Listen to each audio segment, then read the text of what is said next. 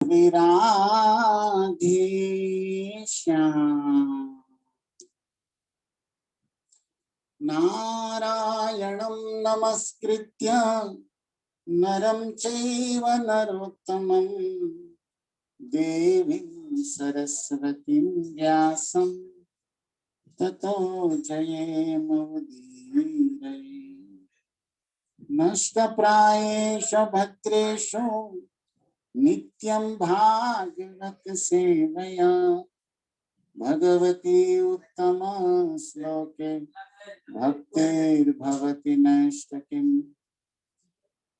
ॐ अज्ञानतिमिरन्धस्य ज्ञानाञ्जनशलाकया चक्षुरुन्मीलितं येन तस्मै श्रीगुरुवे नमः। श्रीचैतन्यमनोभीष्टं स्थापितं येन भूतले स्वयं रूप कदा मह्यं ददाति स्वपदान्तिकम्।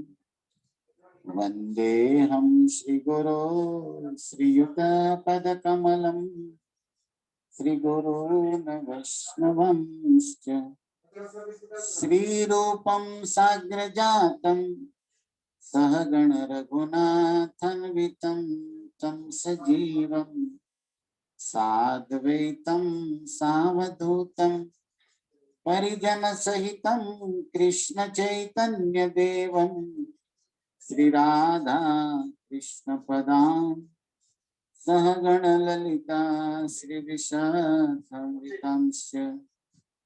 हे कृष्णा करुणा सिंधो दीनबंधो जगत्पते गोपेश गोपिका कांत राधा कांत नमोस्तुते। तप्त कांचन गौरांगी श्री राधे वृंदावनेश्वरी वृषभानुसुते देवी प्रणमामि हरिप्रिये। वाञ्छाकल्पतरुभ्यस्य कृपा सिन्धुभ्यैव च पतितानां पावनेभ्यो वैष्णवेभ्यो नमो नमः। जय श्री कृष्ण चैतन्य प्रभु नित्यानंद श्री अद्वैत गदाधर श्रीवासादि गौर भक्त वृंद। हरे कृष्णा कृष्णा कृष्णा हरे हरे हरे राम राम राम हरे हरे। हरे कृष्णा। तो आप सभी वैष्णव चरणारविंद में सादर वंदन है और दिव्य धाम श्री नवदीप की महात्मय लीला कथा को हम सब सुन रहे हैं। चैतन्य महाप्रभु जो स्वयं राधा कृष्ण मिलित अवतार है और वे अपने प्रेमी पार्षदों के साथ गोलोक वृंदावन का प्रेम धन हरिनाम संकीर्तन का प्रचार करने के लिए कली काल में प्रकट हुए और महावदान और स्वरूप प्रकट किया। जगाए मधाय पर्यंत अन्यर की कथा चैतन्य चरितामृत में आया है। हेन प्रेम गौरांग दिला यथा कथा जगाए मधाई पर्यंत अन्यर की कथा। जगाए मधाई तक तो ये प्रेम रस प्रदान कर दिया गौर नित्यानंद ने, तो फिर अन्यों की क्या कहना।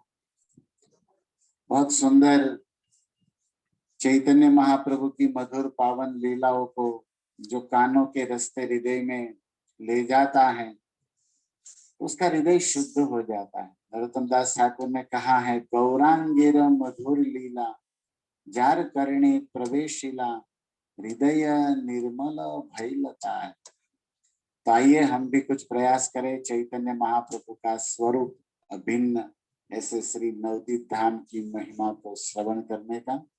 कल हमने अंतरदीप और मायापुर धाम के विषय में सुना था और श्रीनिवास आचार्य को, नरोत्तम दास ठाकुर को और विशेषकर रामचंद्र कविराज आदि 3 भक्तों को लेकर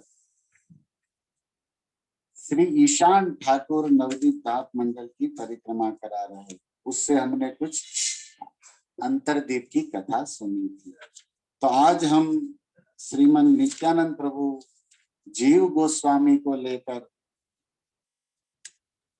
नवदीप धाम यात्रा करते हैं।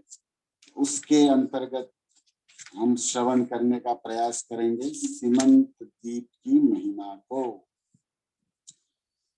तो श्री नित्यानंद प्रभु जीव गोस्वामी को लेकर श्री नवदीप मंडल परिक्रमा करते करते अंतरदीप मायापुर से आगे निकलते हुए अतएव भक्त जन छड़े ये स्थान हैल श्री मूर्तिर अपमान।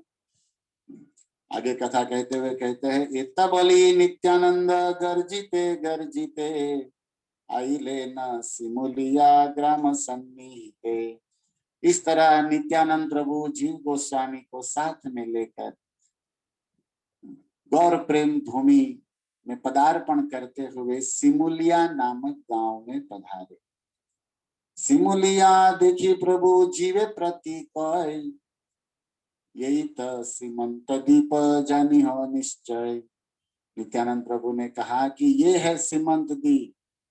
ये जो सिमुलिया गांव नाम से आज प्रचलित है, ये शास्त्रों के अनुसार सीमंत दीप है। स्वयं बलराम अनंत शेष नित्यानंद कथा कह रहे हैं। और आप भक्त लोग जो मायापुर गए हैं, तो आप सबकी जानकारी के लिए कि जैसे ही हम चैतन्य गौड़ीय मठ, हमारे इस्कॉन से आगे निकलो तो सीधरांगन, फिर चैतन्य गौड़ीय मठ आता है जहाँ पर भक्ति सिद्धांत महाराज का सरस्वती का समाधि है। और उससे थोड़ा आगे बढ़ते हैं 1-8 किलोमीटर, वहां से सीमंत दीप चालू हो जाता है उसी रोड पे। तो सीमंत दीप है गंगार दक्षिण तीरे नवदीप प्रांते सीमंत नामेते द्वीप बले सब शास्त्रे काले ये द्वीप गंगा ग्रासीदे सकल बाहिरे केवल एक स्थान सुनिर्मल। और तो कभी कभी क्या होता है कि गंगा जी की प्रबल धारा वेग कभी द्वीपों के ऊपर भी आ जाता है और पूरा द्वीप गंगा पानी से भर जाता है। और फिर पानी कभी उतरता है तो साइड से उतरता है। तो इसलिए नवदीप धाम के किसी भी द्वीप का वर्णन सुनोगे तो एक बात ध्यान रखनी चाहिए कि गंगा की धारा, गंगा का प्रवाह कभी कभी द्वीप की दिशा को या द्वीप के स्थान को इधर उधर कर देता है। तो कभी कभी हमारे मायापुर मंदिर में भी पानी तो आ ही जाता है। आप सब भक्तों ने वीडियो देखा होगा या सुना होगा। तो कभी कभी सीमंत द्वीप की कुछ सीमा को गंगा जी अपने जलमग्न कर देती है और फिर कभी कभी वहां से बह जाती है। यथा यह सिमुलिना में पार्वती पूजन करीबे विषय लोक कर श्रवण।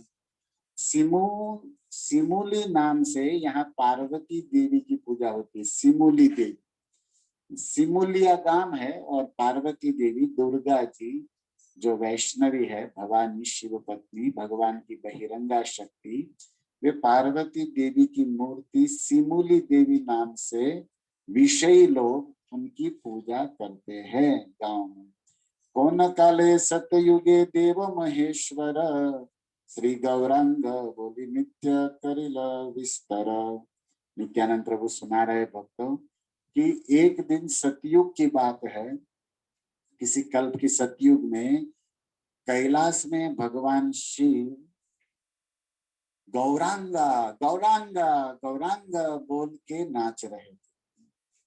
अपने कैलाश धाम में भगवान शंकर कोन काले सतयुगे देव महेश्वर पर श्री गौरांग बोली नित्य करिल विस्तर। गौरांग बोल के महादेव नटराज मूर्ति धारण करके नाचने लगे।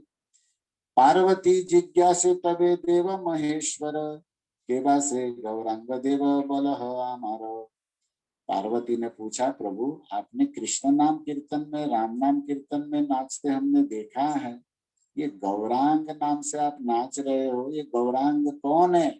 कृपा करके हमें भी तो सुनाइए, बताइए। तुम्हारा अद्भुत नित्य करि दर्शन, सुनिया गौरांग नाम गले मोरा मन।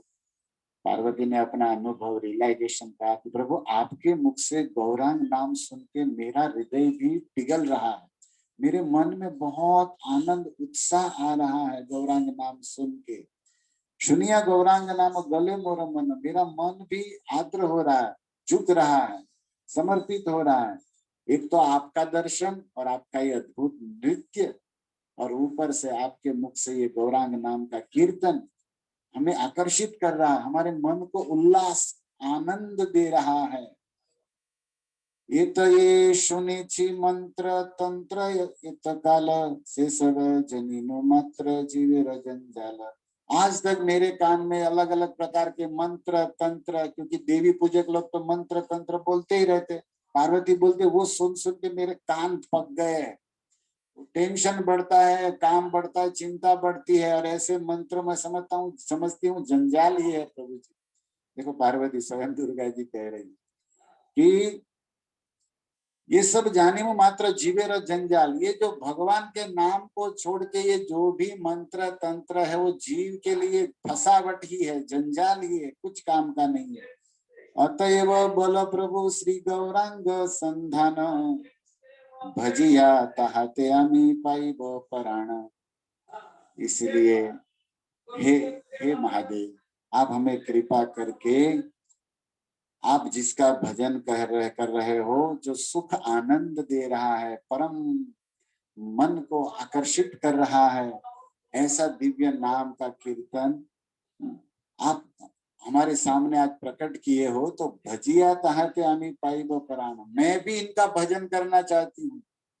देखो ये है धर्म पत्नी, पति को धर्म में साथ देना। पत्नी दो तरह की होती है, धर्म पत्नी, एक गर्म पत्नी। तो ये धर्म पत्नी है पार्वती। बोले, कहते कि आप जिसका भजन कर रहे हो ना, मुझे भी भजन में लगाओ प्रभु। सुन के इतना सुख मिल रहा है, तो मैं खुद जप करूंगी तो मुझे कितना आनंद होगा। इसलिए प्लीज, पार्वती र कथा सुनी देव पशुपति, श्री गौरांग स्मरी कहे पार्वती र प्रति। आद्य शक्ति तुम्ही हव श्री राधार अंश, तुम्हाते बलिव तत्व गण अवतंस। पार्वती का इस तरह का निवेदन सुन के पशुपति नाथ, शिव जी को पशुपति कहते हैं ना, नेपाल में जो शिवलिंग है, हमारे भारत में आपने देख सुना होगा पशुपति नाथ। तो पशुपति गौरांग स्मरी कहे, गौरांग का स्मरण करते हुए अपनी पत्नी पार्वती से कहने लगे कि तुम तो आद्य शक्ति हो और श्री राधार अंश, और आद्य शक्ति बहिरंगा शक्ति है क्या? स्वरूप शक्ति जो मूल आह्लादिनी राधा है, उसी का तो विस्तार है, उसी की तो तुम अंश हो। तुम्हाते बलिवो तत्व गण अवतान, इसलिए मैं तुमको सब तत्व सुनाऊंगा।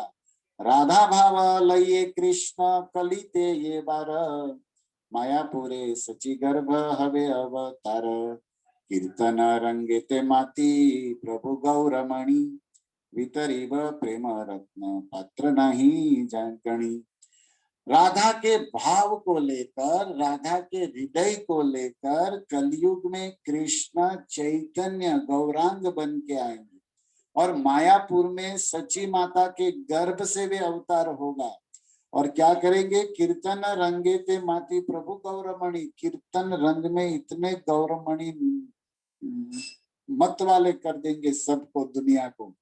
और भीतरी प्रेम रत्न पात्र नहीं गणी, और ये गोलोक वृंदावन का ब्रज प्रेम रस है, वो पात्र अपात्र कुछ भी देखे बिना बांट देंगे सबको, मुक्त हस्त हृदय से, मुक्त हस्त से, उदार हृदय से बांट देंगे।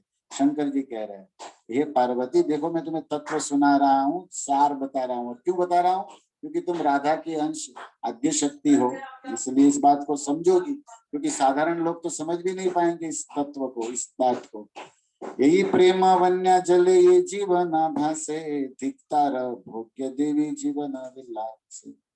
और इस चैतन्य महाप्रभु के बांटे हुए कीर्तन प्रेम रस से जिसका परिचय नहीं हुआ, वह जीव धिक्कार को पात्र है, उनका जीवन भोग विलास में नरक की ओर चला जाएगा। प्रभुर प्रतिज्ञा स्मरी प्रेम आई भासी, धैर्य ना धरे मन छाड़िला काशी।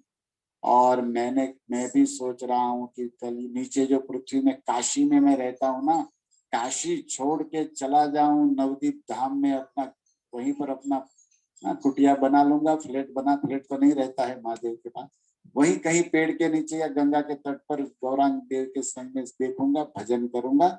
मेरा मन भी कह रहा है, धैर्य ना धरे मनो छाड़ीला में काशी। मेरा मन धैर्य नहीं धरा। मुझे लगता है कि वो तो कलयुग में प्रकट होंगे। मुझे लगता है अभी एडवांस में जाके काशी छोड़ के नवदीप में मायापुर अंतर्भागे जानवीर तीरे गौरांग भजीवामी बांधिया कुटीरे।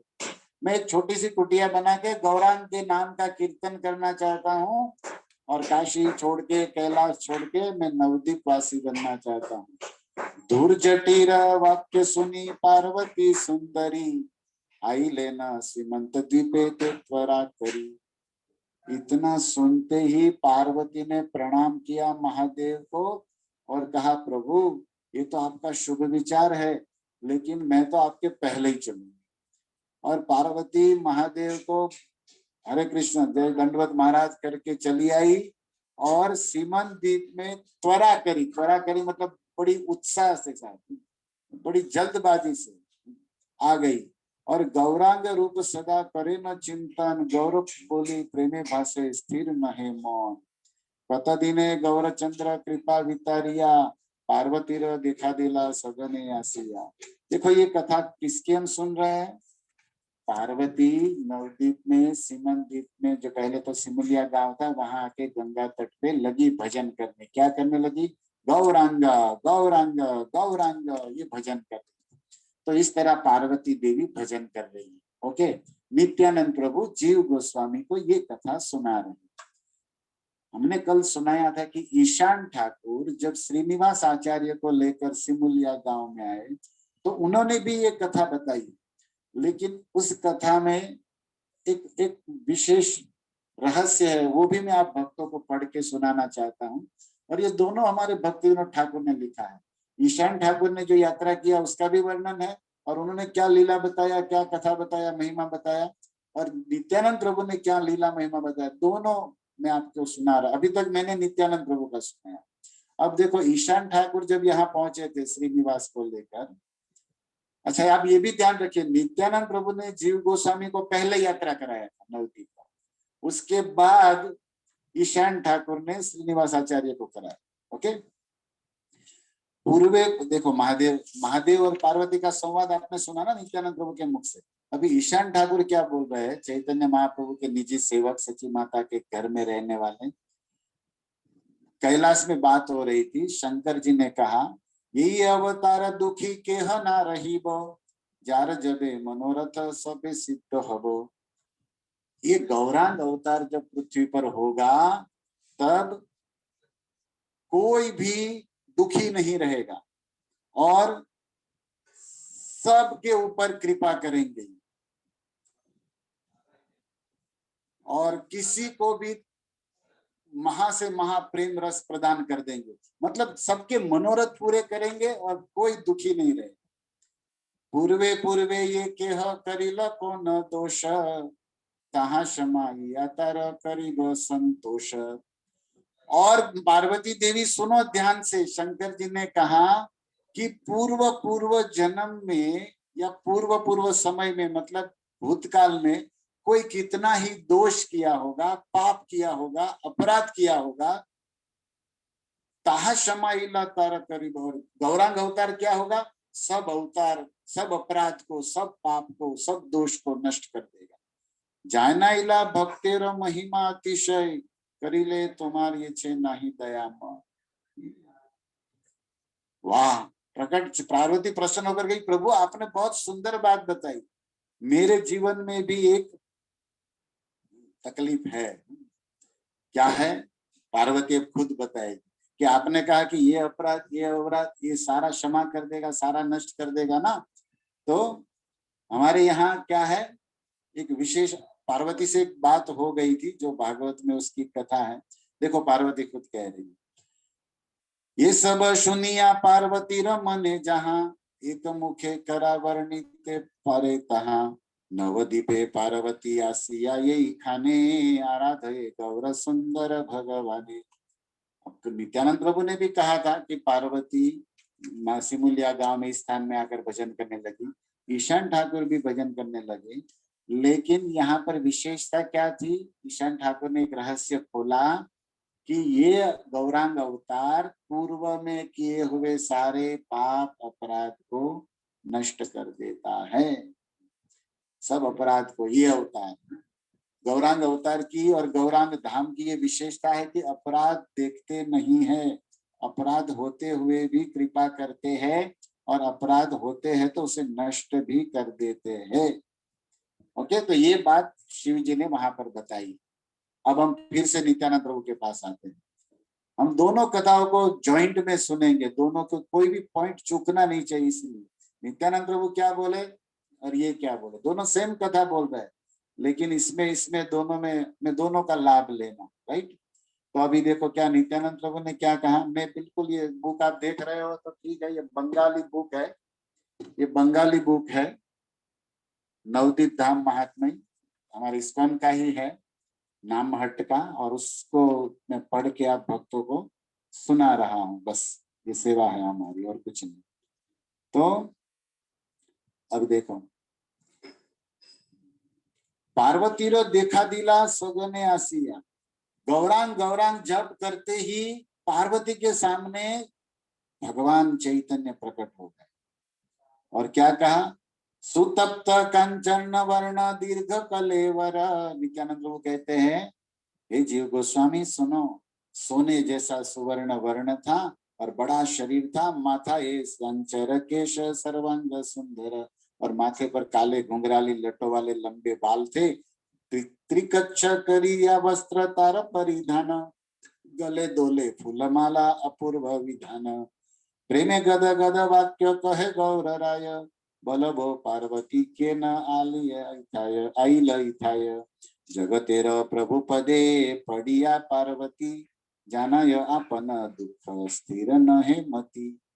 चैतन्य महाप्रभु के सौंदर्य को देखकर प्रेम से गदगद चैतन्य महाप्रभु का कलेवर, और पार्वती देवी तो चरणों में गिर गई। प्रभु पदे पड़िया पार्वती, और चरणों में गिरकर और कहने लगी, आप तो बड़े दयालु हैं प्रभु, थोड़े से भजन पर हम पर अनुकंपा करके प्रकट हो गए, और मैं अपने दिल का दुख हे गौरांग देव आपको सुनाना चाहती हूँ। क्या सुनाती? देखो पार्वती मैया, ये हो प्रभु जगन्नाथ जगत जीवन, सकलेर दयामय मोर विडंबना। प्रभु आप तो जगन्नाथ हो, जगत के जीवन हो, सही गौर सही कृष्ण सही जगन्नाथ, और सबके प्रति दया सिंधु बंधु सकल जगताम सिंधु सुतया, आप तो सबके प्रति करुणावान दयालु हो, तो फिर मेरे ऊपर करुणा क्यों नहीं कर रहे हो? तो एक प्रश्न होगा, भाई आपके ऊपर क्यों कर, क्या कृपा नहीं की? मानो चैतन्य महाप्रभु पूछे, तो ये पार्वती देवी अपना दुख निवेदन कर रही, क्या कह रही है? वो कह रही है कि तब बहिर्मुख जीवे बंधन कारण, नियुक्त करिल मोरे पतित पावन। जो लोग आपसे विमुख है उन लोगों को दंड देना, उसे कर्म के बंधन में रखना, आपने मुझे उसमें सेवा दिया है, तो मुझे भक्तों का संग मिलता ही नहीं, मुझे तो उन उन उन भोगी विलासी कर्मी उन्हीं का संग मिल रहा है। देखो पार्वती दुख दे, अपना कृपा अपना निवेदन कह रही है। फिर से पढ़ता हूँ, तव बहिर्मुख जीवे बंधन कारण, आपसे बहिर्मुख जो जीव है भोग विलास में, उनको उनको कंट्रोल करना, उसको बंधन में डालना, उस पर मुझे प्रभाव डालना, या नियुक्त करिया मोरे पतित पावन, हे पतित पावन आपने हमें उसमें नियुक्त कर दिया। आमी था कि सही का जे संसार पतिया, और मैं तो उनके कारण संसार में ही रह रही हूँ। इस बहिरंग जगत है उसकी अधिष्ठात्री है ना दुर्गा बहिरंगा माया, तुम्हारा अनंत प्रेम वंचित हैया, तो मैं आपके भक्तों के संग से और आपके प्रेम से वंचित रह गई हूँ। लोक बले यथा कृष्ण महान माया नहीं तथा, और आपके भक्त लोग क्या डायलॉग बोलते, जहां कृष्ण तहां नहीं माया अधिकार। तो प्रभु आप जहां होते हो वहां तो मेरा मेरा एंट्री ही नहीं है, तो मैं तो आपके बिना, आपके प्रेम के बिना, आपके भक्तों के संग के बिना इन भोगियों के पास कंट्रोल में लगी पड़ी हूँ। पार्वती देवी अपना दुख निवेदन कर रही है और बिल्कुल फैक्ट है एकदम। लोक बोले यथा कृष्ण माया नहीं तथा, जहां कृष्ण है वहां माया नहीं है। आप भी बोलते हो, आपके भक्त भी बोलते हैं, तो मुझे तो ऐसे ही दूर रहना पड़ता है। आमी तबे बहिर मतलब आमी तबे बहिर्मुख है नु सर्वथा। इस तरह मैं तो ऑल द टाइम आप लोगों से दूर हो गई। के मने देखी बे प्रभु तुम्हारा विलास, तुम्ही ना करीले पथ है नु निराश। प्रभु आज मैं आपकी शरण में आई और आपसे भीख मांगती हूँ। मेरा ये दुख कब दूर होगा? आप नहीं करोगे तो और तो किसी से आशा ही नहीं। आप, मेरे प्रभु ने कहा कि आप पूर्व सब अपराध माफ कर दोगे, सब दुख दूर कर दोगे, सब पर कृपा करोगे। और मुझे थोड़ा भजन सुन के आनंद आया था, इसलिए मैं भजन करने आई। तो अपना धाम छोड़ के मैं भी आपके नवदीप में आई, आपका भजन की। और आप दयालु तुरंत प्रकट भी हो गए, लेकिन आप नहीं करोगे तो फिर तो मुझे निराश, और तो कोई मेरा करेगा नहीं। इत बलि पार्वती गौर पद धुली, सीमंत लैल सती करिया कुली। यही है ते श्री सीमंत दीप नाम हैला, सिमुलिया बोली अज्ञ जने ते कहिला। ये गांव वाले अज्ञानी लोग इसको सिमुलिया कहते हैं, लेकिन नित्यानंद ने कहा है जीव गोस्वामी, पार्वती रोने लगी, चरणों में गिर गई, और चैतन्य महाप्रभु के चरणों की जो रज थी ना, उसको सीमंत, सीमंत कहते हैं। यहाँ जो लेडीज लोग, शादीशुदा माताएं जो अपने बालों में वो लगाती है ना अपने पति के नाम का कुमकुम, उसको सीमंत कहते हो। जो पाथी होती है बालों की, उसमें लगाते हैं, भारत में आप देखे होंगे। तो इस तरह सीमंत मतलब वो चरणों की, गौरांग महाप्रभु की चरणों की रज को लेके पार्वती ने अपने सिर पे लगा दिया सीमंत में। इसीलिए इस द्वीप का नाम हो गया सीमंत द्वीप। बोलो सीमंत द्वीप की जय। पार्वती ने भजन करके, चैतन्य को प्रकट करके, चैतन्य को प्रसन्न करके, अपने चरणों में, उनके चरणों में अपना दुख निवेदन करके आशीर्वाद लेते हुए चरणों की रज को सिर पे चढ़ा दिया। और इसको कहते हैं सीमंत। जो माता यहाँ पर सिंदूर पूरती है ना, उसको सीमंत कहते हैं बंगला में। तो बोलते हैं इसीलिए इसका नाम सीमंत द्वीप हो गया। अब ये कौन सुना रहे थे? नित्यानंद प्रभु। पार्वती ने क्या दुख कहा कि जहां कृष्ण तहां नहीं माया, मैं आपके भक्तों से दूर हो गई। अच्छा, ईशान ठाकुर क्या कह रहे हैं सीमंत द्वीप की कथा के विषय में? चलिए ईशान ठाकुर के चरणों में। हमें तो सब भक्तों की कृपा लेनी है, राइट भक्तों, चुकना नहीं है, हमने कहा ना। तो अब देखो चैतन्य महाप्रभु प्रकट करीबा ये कली धन्य प्रकट विहारे, जगते तापत्रय हईला रही सकल जीवेर महानंद बड़ाईबा, सर्व अंतर्यामी प्रभु जन सकल, निरंतर मोरहिया हैया छे विकल। इस तरह पार्वती प्रार्थना कर रही है। अब देखो मेन पॉइंट में बोल रहा हूँ। भक्त स्थाने अपराध करीनु प्रचुर, शाप दिन चित्रकेतु हैल वृत्रासु। प्रभु हे चैतन्य देव, पार्वती कह रही कि मुझसे एक अपराध हो गया। याद कर रही है पार्वती, क्या कह रही है? भक्त स्थाने अपराध करीबु प्रचुर, मैंने आपके भक्त का अपराध किया। क्या किया? शाप दिनो चित्रकेतु हैल वृत्रासु। अरे वो चित्रकेतु राजा आए थे ना विमान में घूमते घूमते कैलाश में, और उस चित्रकेतु को मैंने शाप दे दिया। भागवत जी में कथा है 6ठे स्कंद में कि वो वृत्रासुर नाम के असुर हो गए। तुम्हारा भक्तिर गुण कहने न जाए, दोष कहनो तब स्तुति करिल आमाय। पार्वती कहती प्रभु, मैं आपके प्रेमी भक्तों की क्या महिमा कहूं अपने मुख से। मैंने कुछ भी उसका दोष नहीं था, फिर भी उसको शाप दे दिया, राक्षस बनने को बोल दिया। और उसने क्या किया? मेरा कोई भी मेरे सामने विरोध नहीं किया, विवाद नहीं किया, उल्टा मुझे प्रणाम किया, और अब मेरे दिए हुए शाप को सर पे चढ़ा के प्रणाम करके चला गया। आपके भक्तों की महिमा तो मुझे उस दिन समझ में आई थी। देखो हम वैष्णवों के लिए ये बातें हैं जीवन में उतारने लायक। तुम्हारा भक्तिर गुण कहते न जाए, दोष कहनो तभी स्तुति करिल आमाय। भूल मैंने की थी, दोष मेरा था, फिर भी क्षमा किसने मांगी? चित्रकेतु। दोष मैंने किया, अपराध मैंने किया और क्षमा वो मांग रहा था। और क्षमा मांगी इतना ही नहीं, उसने मेरा थैंक यू बोला, मुझे स्तुति बोला, मेरी ग्लोरी, मेरी महिमा को गाया। से सकल सह विलसिबा नदियाते। और आप ऐसे प्रेमी भक्तों के साथ नदिया में कीर्तन करोगे ना, यही करो से करे प्रसन्न है न याते। और आपके भक्त तो यही करते जिसमें आप प्रसन्न होते हो। कहीं तेना आई से प्रभु ये करे अंतर, देखिए न नदिया विहार निरंतर। प्रभु कहे हबे पूर्ण ये करिला मने, मोर यत कार्यतः नहे तुमा बिने। ये तो कही प्रभु हईते अंतर ध्यान, पार्वती पड़िया पद करिला प्रणाम। प्रभुर चरण धूलि सीमंते धरिल, ये हेतु सीमंत दीप नाम व्यक्त हईल। अब सेम बात आ गई, लेकिन विशेषता क्या थी? देखो यहाँ श्याम ठाकुर ने क्या कहा कि पार्वती, उधर नित्यानंद प्रभु ने बताया कि माया का प्रॉब्लम जो मेरा है वो बताया, और यहाँ पार्वती अपनी कथा बता रही कि मैंने भक्त का अपराध किया, फिर भी भक्तों की महिमा, और उस समय में भक्तों की महिमा जान ली। इसीलिए आप प्रेमी भक्तों के साथ जब नवदीप में कीर्तन करोगे ना, तो मुझे आपके प्रेमी भक्तों के कीर्तन को देखना है। आप मुझ पर कृपा करिए कि मैं वो कृपा में ले सकूं। तब चैतन्य महाप्रभु ने कहा कि ठीक है, आपने नवदीप में आके जो इच्छा की ना, तो सब इच्छा पूरी होगी। आप भी, मैं जब यहाँ रहूंगा तो आप भी मेरे प्रौढ़ माया करके आगे कथा आएगी कोलदीप में, आप भी यहाँ निवास करोगी और हमारे संकीर्तन रस का आनंद लोगी। तो बाद में तो फिर कह दिया कि ठीक है, सिर चरण की रज पद सिर पर डाली, इसलिए सीमंतीप नाम हो गया। और इसका नाम हो गया सीमंतिनी देवी पार्वती का, और सीमंत भर दिया मांग में, इसलिए सीमंत दीप हो गया। ओके, तो अब मैं आपको भक्तों को चैतन्य चरितामृत के ये जो बंगला है उसमें से थोड़ा सा एक मैसेज भक्तों को हमें जीवन में धारण करना चाहिए। पार्वती ने क्या कहा? दोष मेरा था, फिर भी क्षमा उसने मांगी, स्तुति उसने किया। तो सुखदेव जी भागवत में एक बहुत सुंदर श्लोक बोले, ये 6ठे स्कंद में लास्ट 18वें अध्याय में 37 श्लोक है, जो शिव जी ने कहा।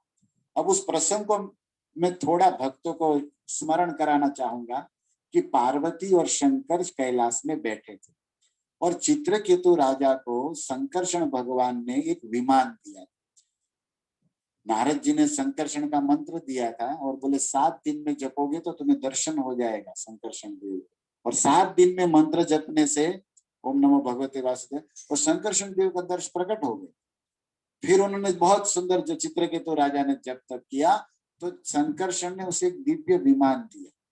वो विमान दिव्य विमान था, मतलब अपनी इच्छा से उड़ता था, बड़ा हो जाता। उसमें कितने सरोवर थे, कितने हजारों स्त्रियां थी, सब खाने पीने की बड़ी, एक पूरा पूरा नगर था, पूरा अमेरिका से भी बड़ा समझ गया विमान, और जितना चाहे, और सारी सुविधा उसके अंदर थी।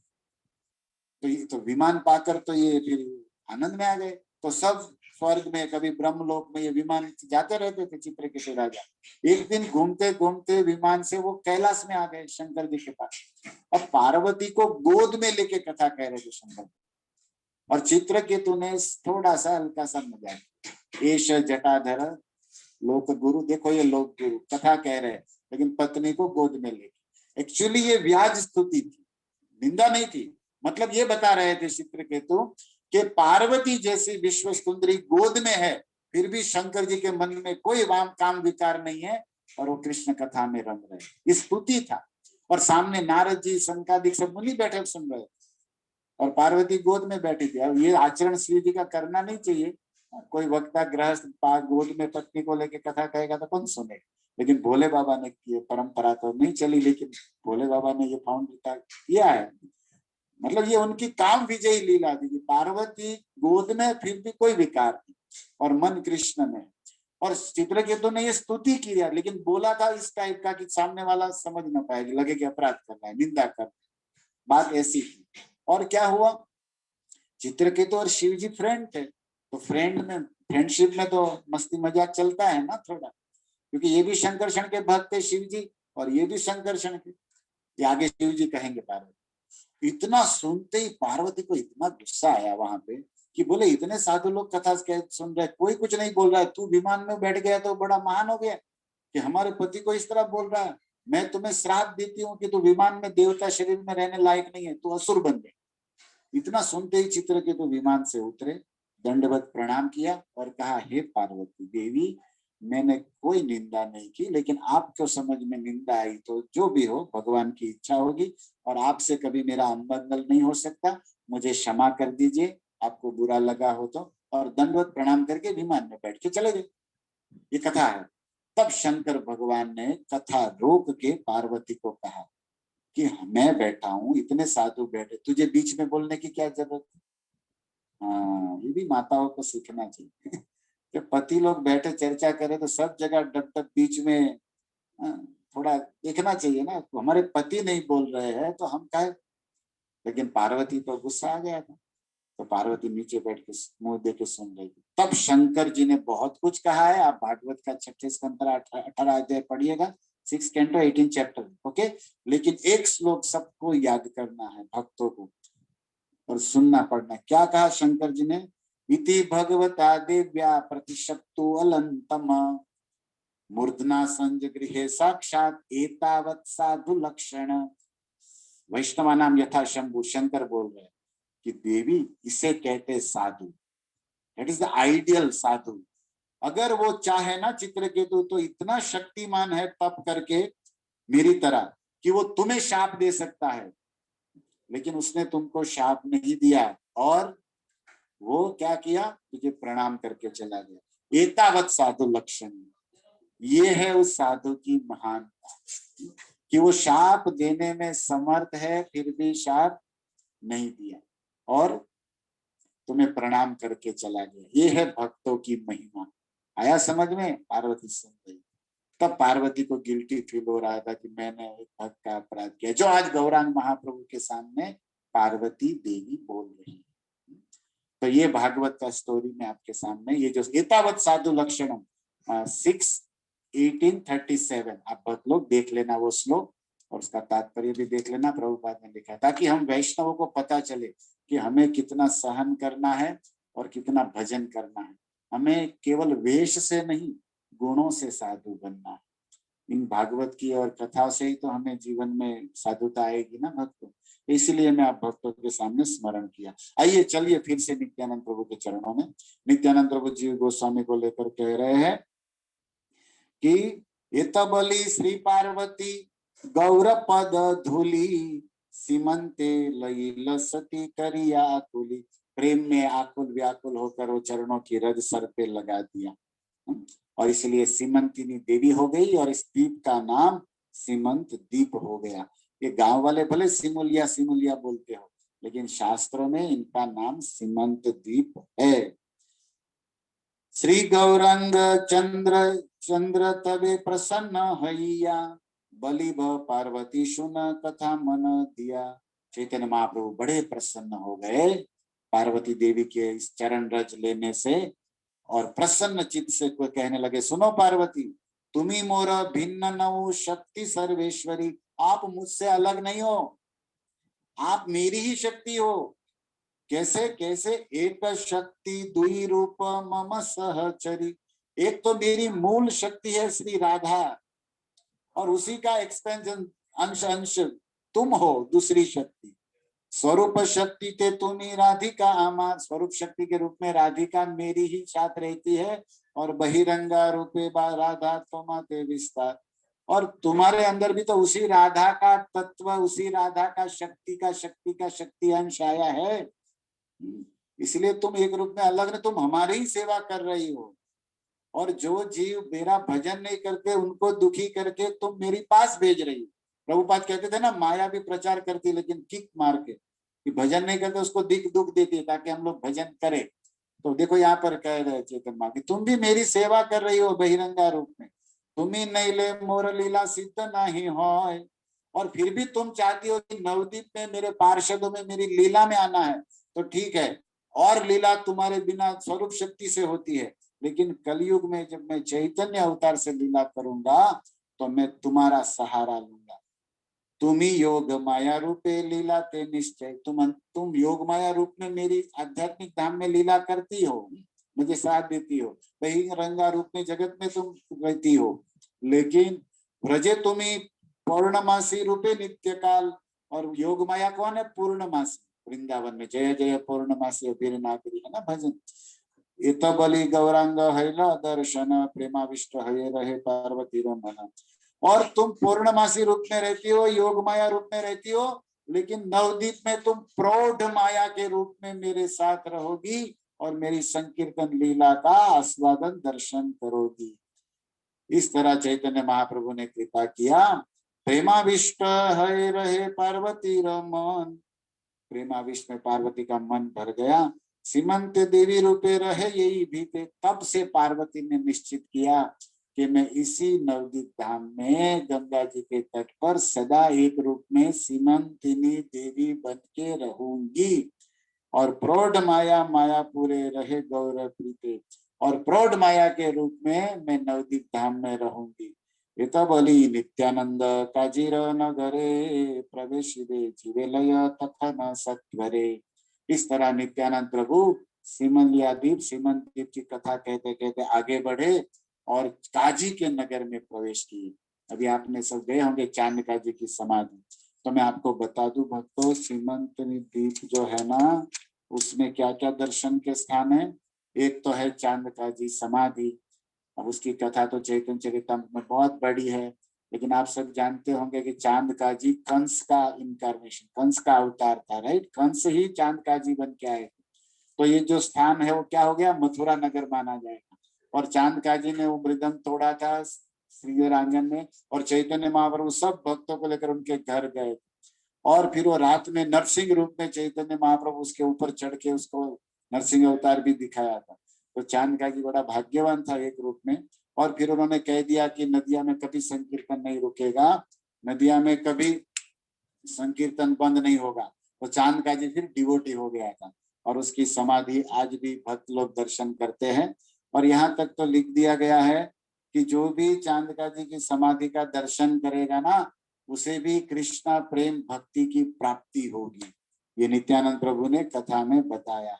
फिर वहां से आगे चलते हैं तो शरद डांगा, जहां पर हमारे पुरुषोत्तम क्षेत्र जगन्नाथ पुरी से जगन्नाथ जी वहां पर आए थे, उसकी तो बहुत बड़ी लंबी कथा है जो आप भक्त लोगों ने सुनी होगी। और माया मारी जब आए थे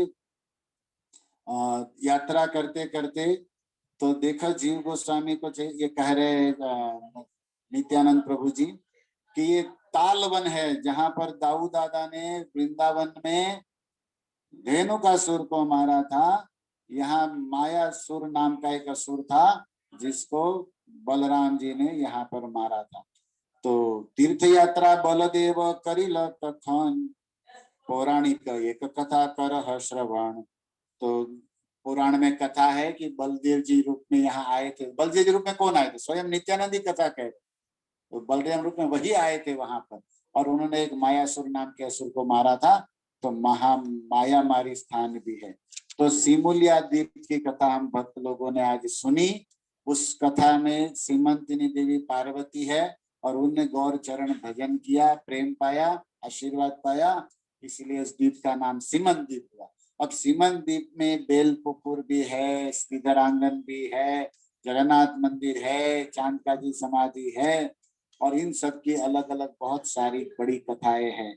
लेकिन जब हम चैतन्य महाप्रभु की लीलाओं का भविष्य में कभी कथा सुनेंगे, तो उसमें श्रीधर के साथ चैतन्य महाप्रभु ने क्या किया, चांद काजी के साथ चैतन्य महाप्रभु ने क्या किया, तो चैतन्य लीला में इन सब का विस्तार होगा। अभी तो हम केवल द्वीप की कथा कह रहे हैं, और द्वीप के अंतर्गत आने वाले लीला स्थलियों के नाम और उसकी संक्षेप में जानकारी दे रहे हैं। तो आज हमने सीमन द्वीप की कथा कहा। अब सब भक्तों को पता होना चाहिए कि सीमंत द्वीप श्रवण भक्ति का सूचक है। कल हम गोद्रुम द्वीप की कथा सुनेंगे। गोद्रुम द्वीप कीर्तन भक्ति का सूचक है। आत्मनिवेदन, कल हमने अंतरद्वीप का कथा सुना, वो आत्मनिवेदन भक्ति था। आज सीमन द्वीप का कथा सुना, वो श्रवण भक्ति। जो भी सीमन द्वीप की कथा सुनते हैं उसे श्रवण भक्ति में बड़ी शक्ति मिलती है, आशीर्वाद मिलता है, सफलता मिलती है। तो हम कैलाश अधिपति शिव पार्वती को याद किए, जो दोनों गौर प्रेम धनी है। और चैतन्य महाप्रभु की वदान्यता का विचार किया। धन्यवाद। हरे कृष्णा कृष्णा कृष्णा हरे हरे, हरे राम राम राम हरे हरे। धन्यवाद आप सभी भक्तों को। हरे कृष्णा। जय श्रील प्रभुपाद। हरे कृष्णा प्रभु जी, थैंक यू वेरी मच। सिमन द्वीप की अच्छी कथा सुनाई आपने। प्रभु जी, आपका आज का स्केड्यूल कैसा है?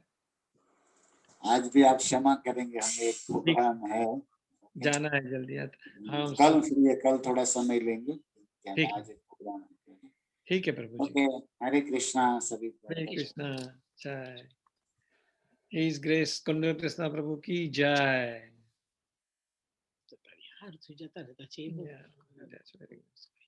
हरे Krishna. Thank you everyone for joining this Navadip Dham Mahatmya Leela Katha. So tomorrow, please again 7 to 7:30 we have a Vaishnav song bhajan program. If anybody would like to sing bhajan, please contact us. We will schedule you. And then from 7:30, Prabhu will